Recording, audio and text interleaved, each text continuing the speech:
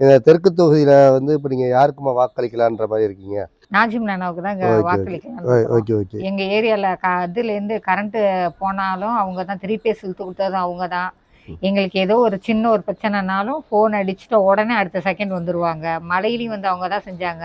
இப்ப கட்டட தொழிலாளர் சங்கத்துல பணமே போடல 400 பேருக்கு.